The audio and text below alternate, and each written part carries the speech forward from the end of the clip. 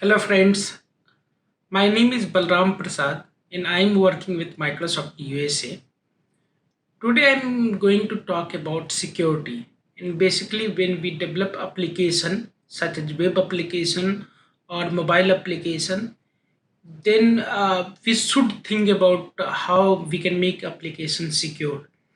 And for knowing that, we can see that what kind of things happens or happened in the past for in terms of security or some breaches, so that we can learn from that and we can try to implement to stop that kind of things to happening, right?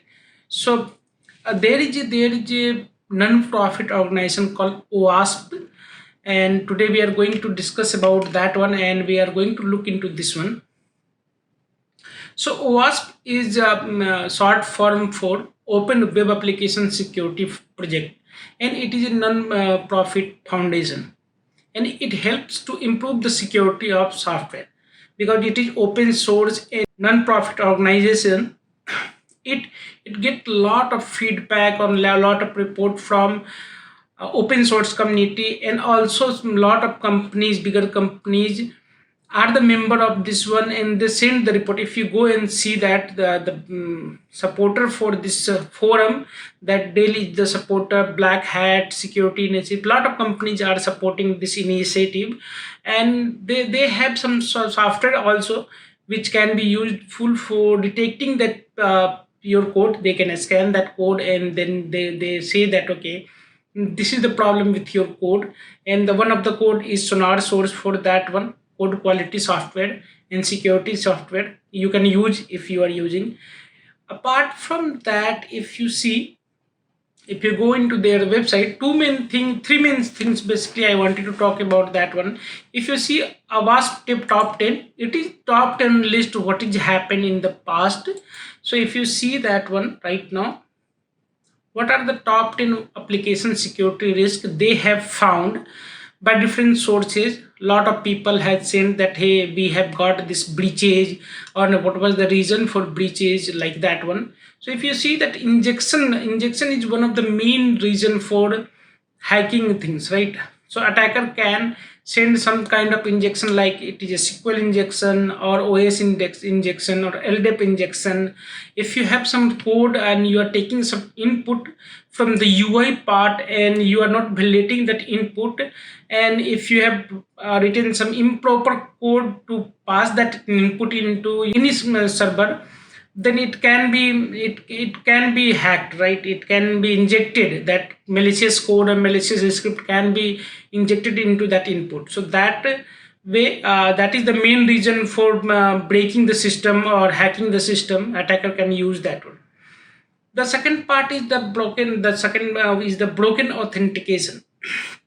So if you are handling with authentication into your scenario in your application, are you managing that application and session, as you should do that one. So you should be maintaining the session timeouts, and if your application somehow or somewhere that password is compromised or key is compromised, then how you are handling that one, right? So that kind of things you have to think about that one also. The third is sensitive data exposure.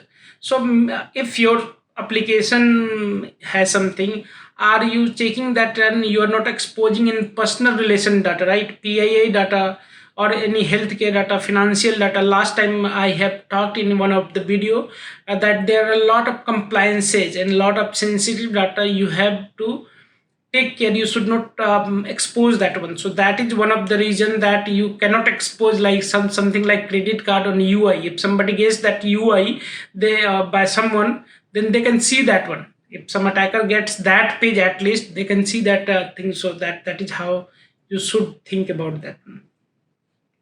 Like then there is XML external entity. Many older application is configured too early to handle the XML thing, so that you have to think about how you are parsing the XML input or something like that.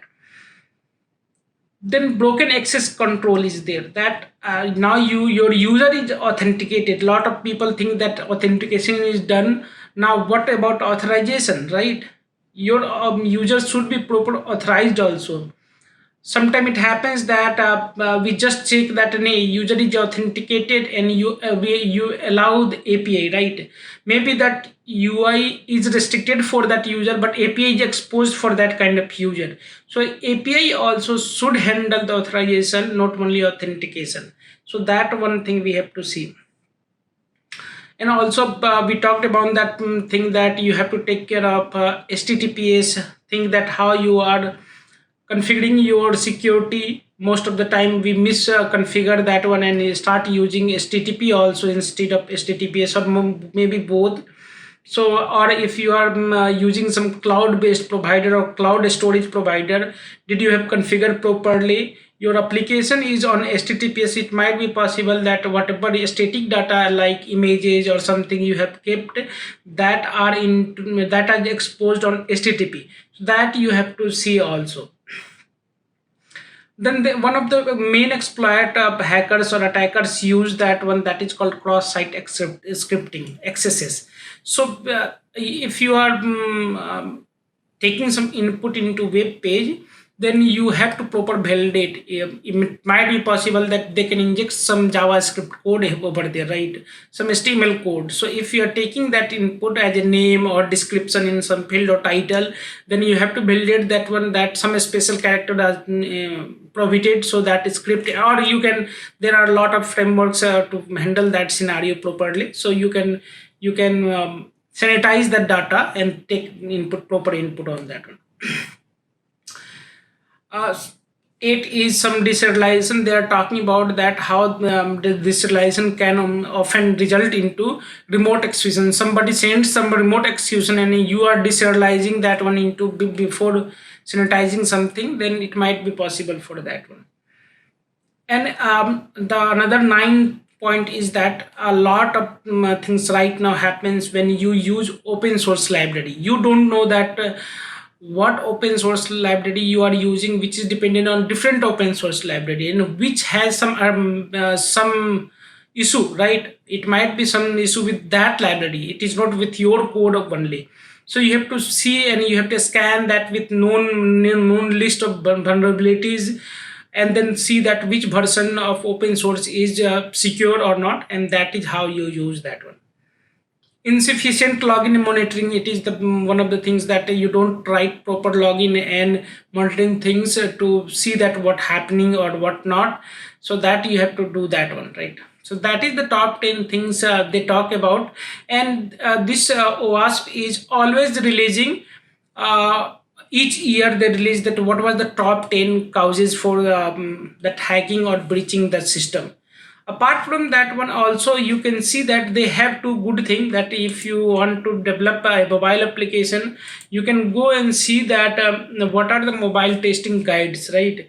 So what things you have to take care of that one when you are mobile app security checklist. They say that you what items you need to be taken in consideration when you are developing a mobile application. So if you see that one, that there are a lot of two more things are there.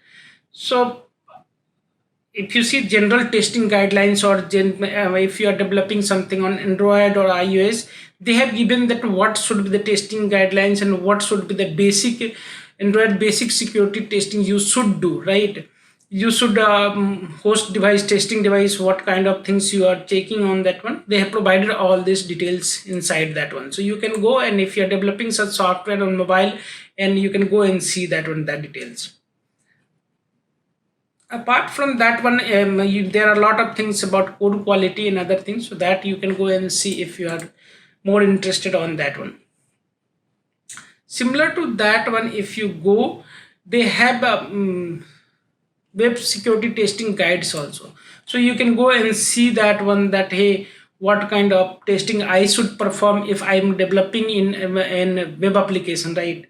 So you can go and see that over there also. they have good list of that one things.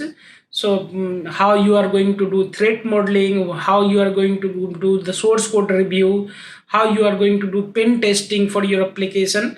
And that I will slowly, I have done most of the stuff in threat modeling and pen testing also. So I will share some more videos over there to how you can do threat modeling. And threat modeling generally does that, it says that your application, you put that application architecture and it gives that known issue on that architecture. So and then you can figure out, okay, I have done that one or I have not done that one. So you can do that, all these things. So and this is a good list. You can go in details and you can see that what you are following, what you are not following, and what you should do. So that is what today I was thinking to discuss with you, because developing application security is the one of the most important part we have to take care, and sometimes we miss. And if we miss something, then only attacker or hacker breaches the system, and then they exploit our issue. If we miss something small also, then they get another system attack. So that is how it happens. Thank you very much. I guess I will put some more video. Let's see. Thank you.